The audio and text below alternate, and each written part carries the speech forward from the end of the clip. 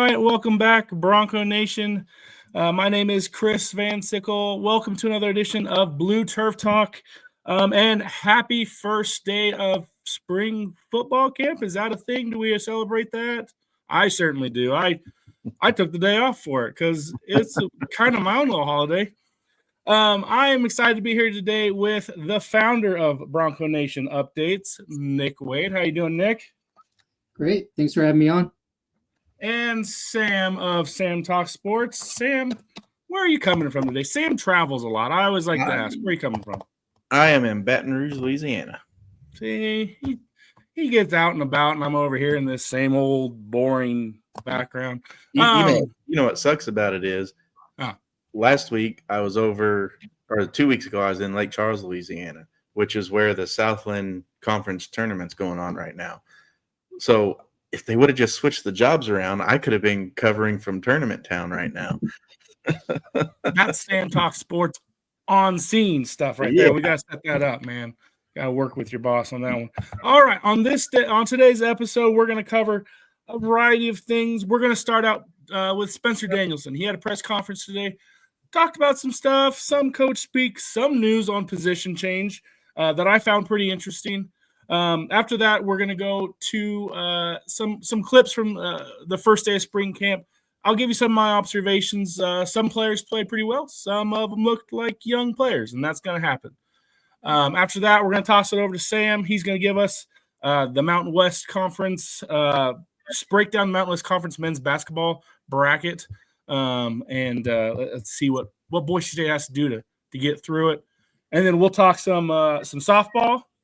And we'll get you on out of here. But I appreciate the viewers for coming on today. Let's get started with Spencer Danielson.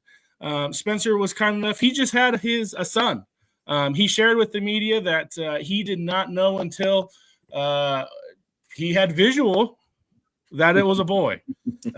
He was sure it was going to be another girl. So congratulations to him. His name is William.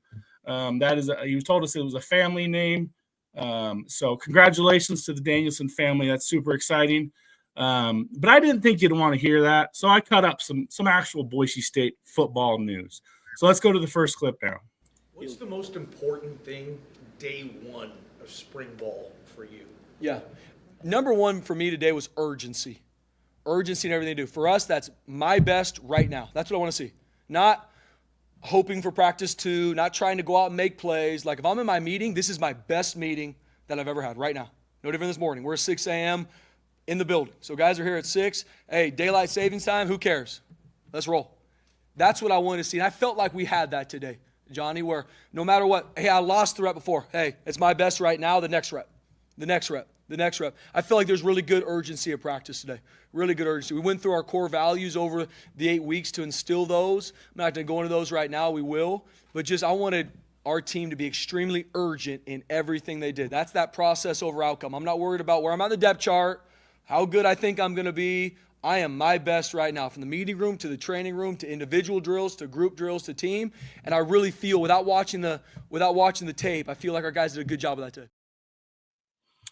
And I was there, and there was a lot of urgency, and I was really excited to see that urgency from one position group in particular. The defensive backs were really coaching each other up. There's a lot of young DBs that are going to play, and you're going to hear about that a little bit too. But Ty Benefield, Zion Washington, Devon Banks, who was not suited up today, but what we were told is going to practice this spring. They were all coaching each other up. They were loud. This defense is showing improvement. Let's go ahead and go to the next clip real fast. Starting with player rotation at nickel. Yeah, so right now Devon Banks is the starter, and that is our job to get the best 11 guys on the field at all times. He is working through a soft tissue that happened this offseason through these 8 weeks. He should be back here soon, but he is going to go in as the starting nickel. Obviously, competition needs to be turned up. There's going to be a couple different guys we might rotate through spring and the summertime. Then Jalen Webb is a junior college transfer that we're going to start at nickel, and then Cole Miller is a returning player that we're going to play at nickel. Now, nickel, field safety, boundary safety, Mike, are all really interchangeable when need be. right? So we've got to have guys that maybe there's a third string boundary safety who's doing a really good job not playing as much. We might slide him down to play nickel because those three techniques are interchangeable, or those three positions have the same techniques. But that's how we're going to start out at nickel, and we'll be able to rotate a lot of guys through there to see as we come out of – because our job, when we come out of spring ball, we got to know at that point this is our 2 deep. And then, yes, there's going to be some positions when we go into summertime with maybe some true freshmen that come in or maybe a couple transfers that come in late in the summertime that will work in to compete there.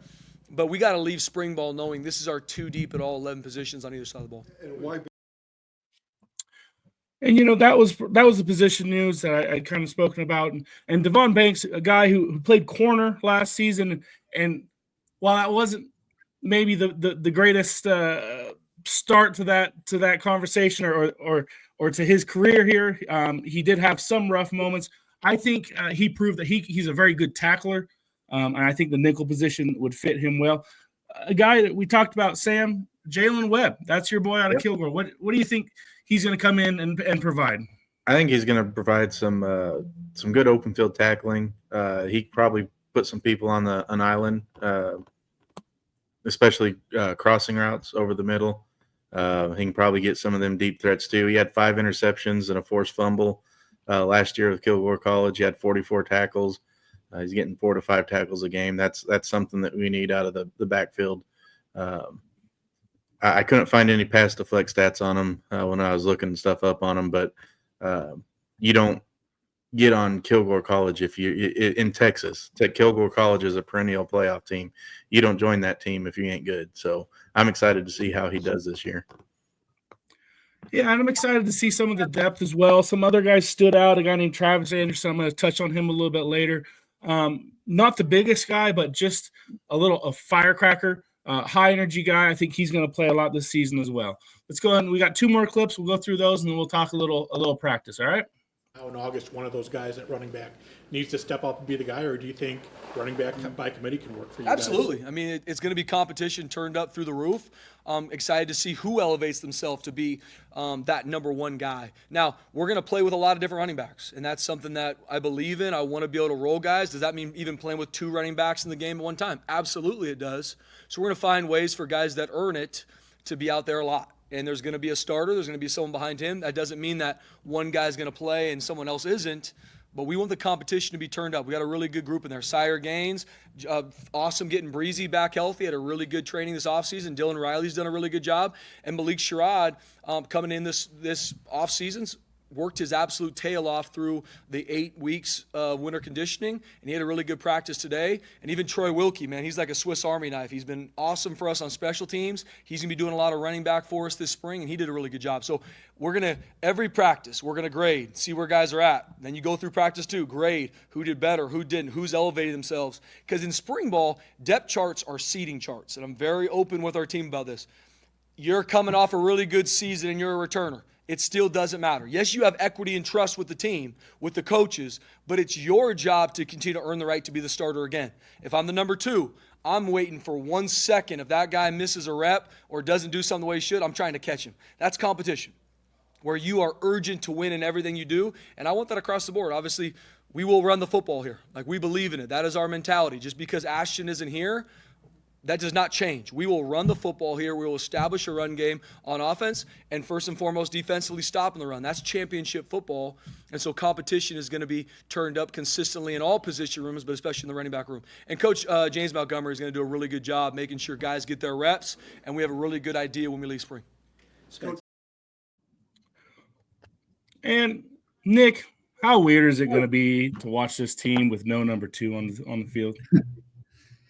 It's going to be wild, but I'm really happy to know that we have a deep stable back there, especially bringing on Malik Sherrod, having that experience behind both Gaines and Dubar and Riley. That's gonna be a great stable back there.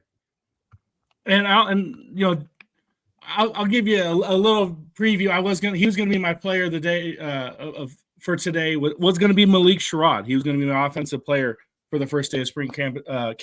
He looked fantastic.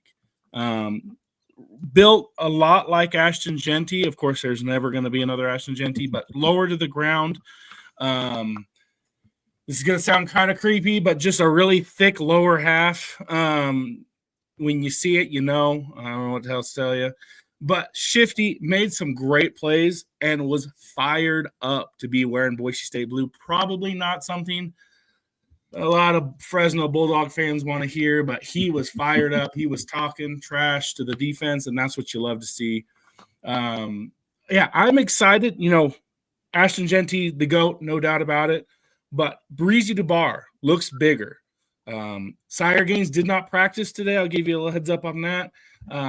Danielson did say later in the presser that he should be back following spring break. So he will practice this spring. And then Dylan Riley, as always, looked like his just flashy speedster self. We got one more clip. We'll go with that, and then we'll talk a little bit more spring practice. So hang tight. Frank Miley back was watching him. Was watching him today, and just that dynamic with him and Eric. And what I mean, he's out there as coaching the D line and allowing Eric to do some different things. Yeah. I mean, how big of a deal is to get him back, and what you thought of him out there? Yeah, BJ, great question. Frank Miley is one of the best human beings I've ever been around. He's a huge mentor to me. I love him. I'm talking even off the field, just how he lives his life, how he is as a father, how he is as a husband. Just a very inspiring man to be around, and he's a really good football coach. Obviously worked with him for 2 years, and so getting him back to not only how he's going to help us in the D-line or defensively, having him around our whole team. I mean, he spoke to our whole team a week ago just about what this phase of training is. We talked about being in the furnace. He related it to building a sword. Like, we're in the furnace right now. The easy thing is to get out of the fire. You got to stay in the fire. And just how he can speak to the team, how he can touch so many different people. And then to your point, BJ, defensively, I mean, you talk about a guy that could take the D-line, take anybody, coach him up so Chins can walk around, maybe work more at the back end. Him and Coach Frazier can work together on the front four. It's a huge addition for our defense on our team, and getting Frank Miley back was a monster hire for me this offseason. Do you expect that to happen a lot? I mean, I saw him and Eric kind of working together, but do you expect moving forward that will allow Eric to kind of maybe spend more time in other areas? I do. With where we're at, especially at D-line, though, it's a new group. Right, Braxton Feely's really the only one coming back that has a lot of game reps and is a starter. We got a lot of untested guys from either new players or guys that have been here, haven't played it a lot yet. And how we play defensively, that's the tip of the spear. Our 2 D tackles are everything to our defense. So it's going to take a lot of one-on-one work with Frank and with Chins this spring. But the goal would absolutely. Oh, I apologize. I cut that off a little early. But I want to talk about Frank Miley. A guy who was the defensive line coach a couple years ago, left for Washington State. Washington State got a new coaching staff, and he was not brought back. He is an elite recruiter, an elite leader. I was really excited to see him back. I was excited. I observed some of the things that BJ was talking about. He was working right alongside Coach Chenander, and Chenander was able to go spend some more time with different position groups. Sam, you play college football. How much do you think it could help Coach Chenander, the defense coordinator, to be able to go around and observe and maybe talk to the other players, not just have to focus on one position group?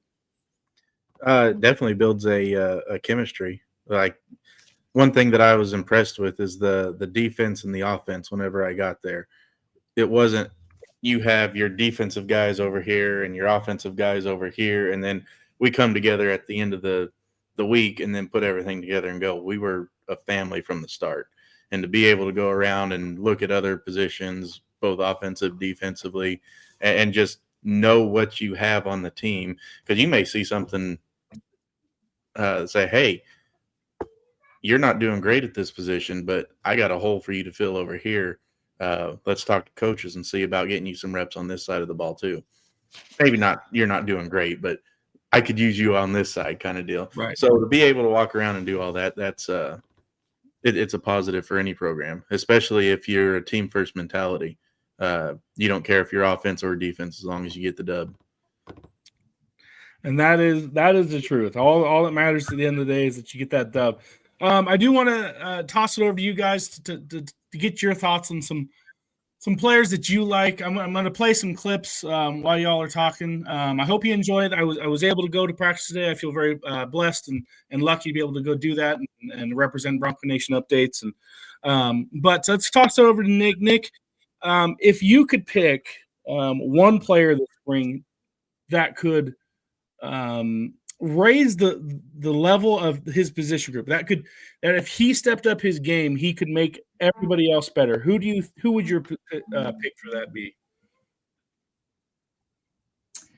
I would say one that I'm looking at, and he's been on the cusp of just really a breakthrough, and that's Jake Ripp. He's moving this year from linebacker to edge, I believe, but I've been able. He's done a couple outreaches with our nonprofit. Very great young man. Been able to see him develop. I would love to see what he can do this year on the edge, and especially since we're losing some people. Plus, he's got that continuity. He's been with the program. There's going to be some transfers coming in. I think that with his leadership on and off the field, I think it'd be great for the team, especially on the defense, where we're going to really need some development after losing Ahmed and a few others from last year.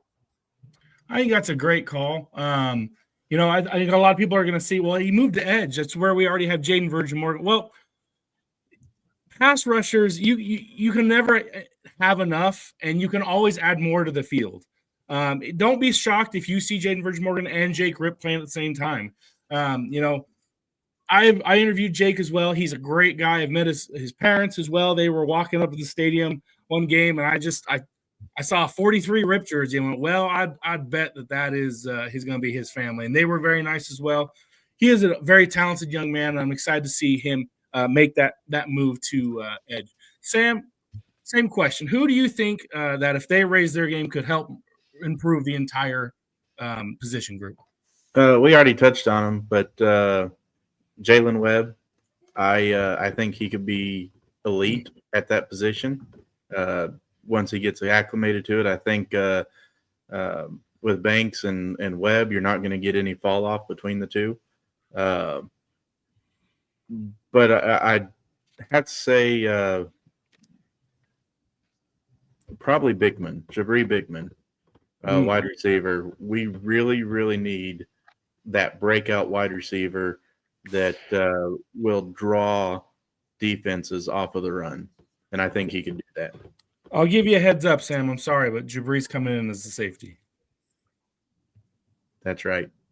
I remember now. That's all right. No, Jabri's coming as a safety. Who's the other wide receiver then that I'm missing? Cameron Jones. The speedster. Didn't we get a speedster? Quentin Brown. That's the one. I know that was. Anyways, I agree with Jabri Bickham for the record. Yeah. As a safety. Just because he does, for the same reasons, really. Yeah. Because of his speed and the ability to get back and keep the cover on that defense. So I don't disagree. I just wanted to make sure you knew. I knew that I knew there was one that was both ways in high school, and then are just going one way and I just couldn't remember which one. I took a shot in the dark and I was wrong.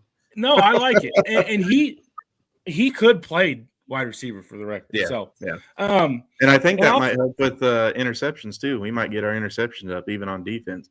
But we still need that one wide receiver that's going to draw the eyes off of our run game. Otherwise, we're going to be looking at 8 in the box all year long again.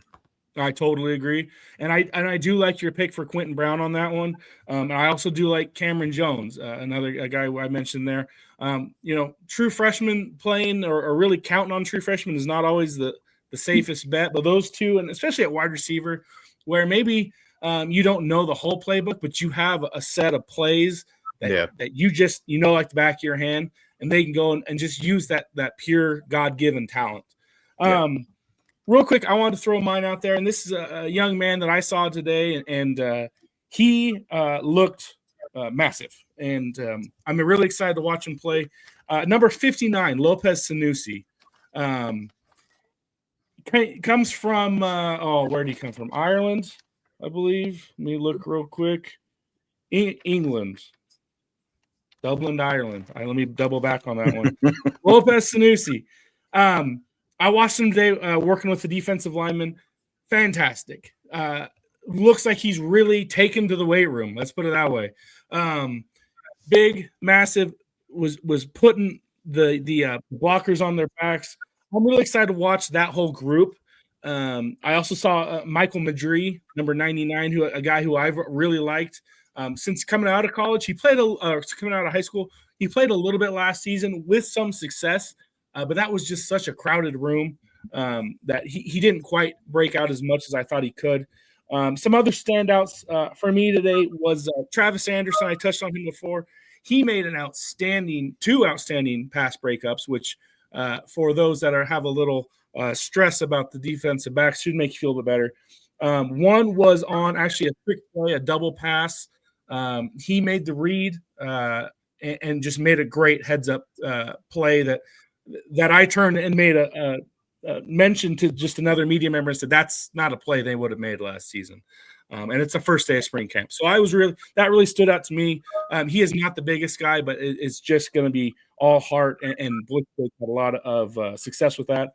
I'll also touch on Austin Bolt. Had a great day. I think a lot of people kind of forget about him. Maybe he's been here forever. I believe this is his 6th season. Him and Maddox Matson really look like they're on the same page. He made a great catch in the corner of the end zone where the defensive back had great position. Just Austin Bolt and Maddox Matson were on the same page and made a great throw. So those were a couple of guys. I did want to point out a guy that I was excited when he signed this season, and he came in, and I didn't really he wasn't the highest rated recruit. I didn't really know what to expect. I'd never seen him in person. Number 91, Bull. That dude is massive. He's going to be, when he gets in that weight room, watch out. We're talking the next Jaden Virgin Morgan here. So watch out for those guys. That's my list there. I'll go back to Malik Sherrod. I may have made a mistake. When we signed him, I thought, oh, that's cool. He'll be a kick returner or a punt returner, which he did participate in today. I think he could be much more, actually. This is going to be a legitimate tailback for us that is going to bring a lot of speed. And don't overlook how much experience he has. This is overall, especially if you consider the amount of reps they've taken, a very young group of running backs. So this guy really could take on a bigger leadership role, and we'll go ahead and forgive him for being a Fresno Bulldog as well. Sam, let's talk state hoop, or let's talk Mountain West hoops more. Let's broaden it a little bit. Talk to me about what's your view of the Mountain West Conference tournament this week. I think that Utah State probably has the easiest path. Their only real challenging game is going to be Colorado State, and I think either Nevada or Fresno State can knock off Colorado State for us. It's a possibility. Yep. Maybe. New Mexico, they've got it a fairly easy matchup between San Jose State or Wyoming. Wyoming, if they catch fire, they could be a problem. Boise State has their hands full against San Diego State. They've been swept by them this year. Really hard to win 3 games in 1 year, especially with a competitive conference. So we have that going for us.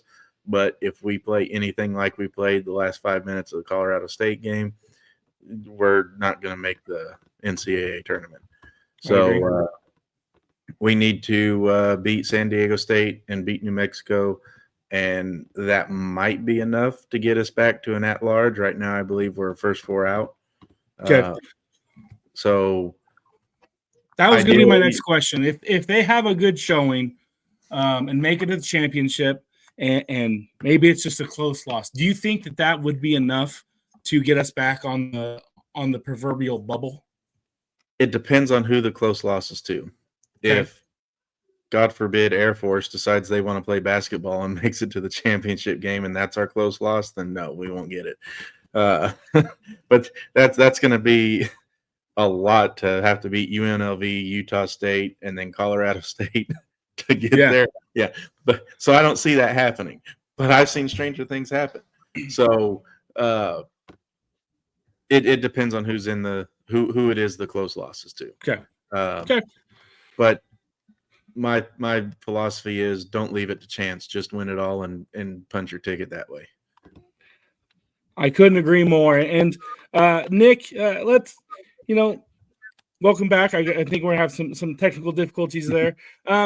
Real quick, give us a view of what you think. I believe they play Thursday at 3. Is that Thursday at 3:30?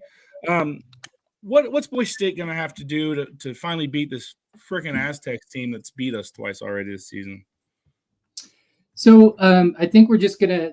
I think Boise State needs to channel that avenue that they had a few years back, where we had San Diego State's number. Personally, I think that they might do it because, I mean, the odds of a team beating another team 3 times in a row, plus we're on a neutral court.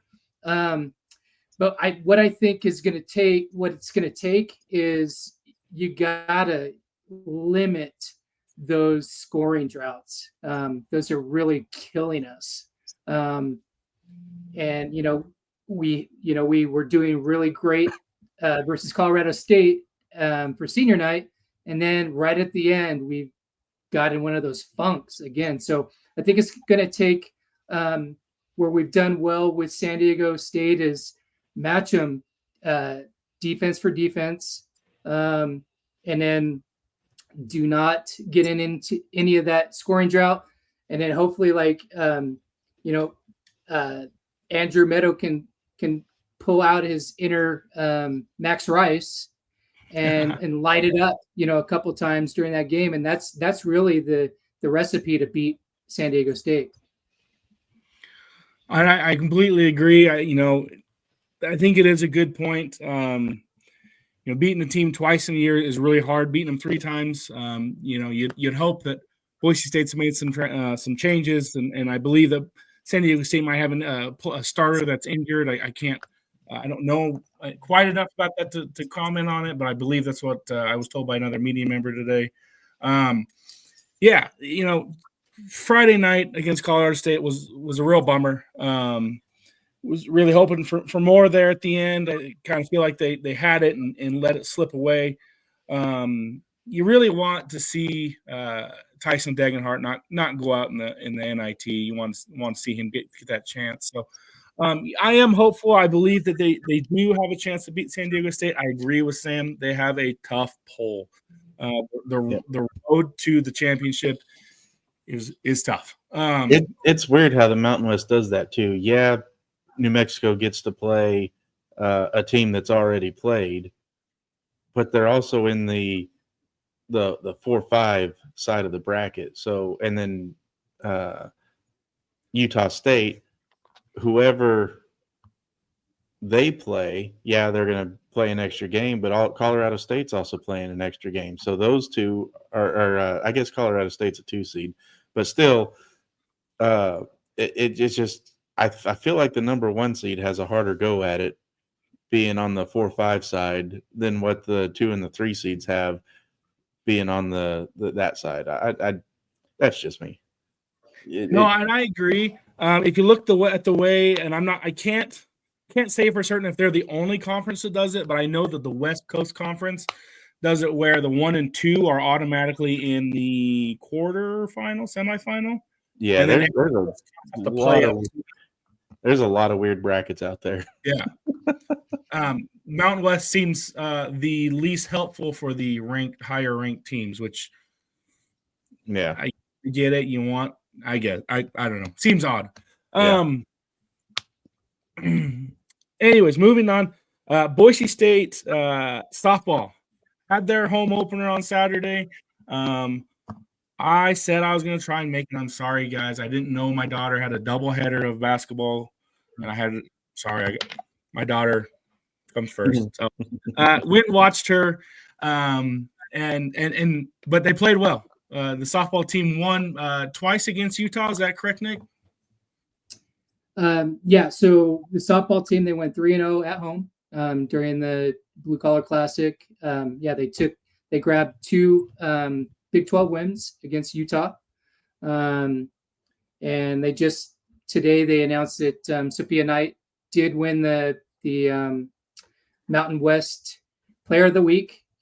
She is riding right now as we speak. She's riding a 27-game hit streak, as well as a 39-game consecutive on-base safely streak as well. And both of those are records for Boise State. So they did finish off their this homestand, if you want to call the neutral site in Idaho, in Pocatello. They went 4-1 overall. They did lose. They had a good test today against UW, but they lost that one 2-5 or 3-5. Excuse me. And I believe Mackenzie Butt had quite the weekend. A 2-homer game and something like 4 or 5 RBIs in that game. The freshman just continues to just bludgeon the ball. I'm excited to watch that. And then I think we do want to say congratulate and say good job to the Boise State women's basketball team. They just lost today, unfortunately, to UNLV. They had a good season. Can you talk just real quick, Nick? I know I'm putting you on the spot here, but I just wanted to talk about some of these seniors that have played so well, and you've said that they deserve to be recognized. Let's put it that way. Talk about some of the seniors that this team had, this women's basketball team. Yeah, I mean, you got Abby Muse, who's holds the record with career blocks, and then is and also up there in rebounds, as well as she's 1,000-point scorer. Really, she's going to be first ballot Boise State Hall of Famer. Literally an active legend on the court. Really was hoping that they would win this tournament and get her into the women's NCAA tournament. And then you also have Mary Kay Narrow, the point guard. She hit the 600 assist mark during the game today. Really, they gave it all they could today. UNLV has lost maybe 3-4 games in the last conference games in the last 4 years, and they really had them on the line going in deep into that game. They were tied at the half 34-34, and then going into like the last 2 minutes of the game, they were right there tied, or they were up by 2 or something like that. But ultimately, the number 1 seed on their home court came through and gave the Broncos an exit in the tournament. Yeah, and that happens. We're proud to watch these young women play hard and wish them nothing but the best in whatever happens next in their life. Before we sign off, I just wanted to welcome the viewers. Part of this podcast is us, and we like to talk, and particularly I like to talk. But we want to hear from you as well. I love interaction with fans, whether that be in the comments or on the Facebook group. If you have a question, I would love for you to tell me who you think should be the breakout player of spring, or who you hope is the breakout player of spring ball. Comment it on the video, comment it on the Facebook page. You can comment on my Twitter, anywhere, and I'll be happy to bring your comment on here, and we'll discuss it. So that's a lot of fun. Helps us, makes it more fun for us too. And don't pick on Sam. Sam's super nice. You can pick on me. I don't care. I'm taking Sam. Yeah, Sam catches a lot of shrapnel. I got skin that mosquitoes can't get through. We're good. I think Sam caught a stray, but it wasn't so stray, actually. Anyways, I want to thank everybody for viewing this. This has been another episode of Blue Turf Talk. My name is Chris Van Sickle. For Sam and Nick, thank you for viewing, and as always, go Broncos. Go Broncos.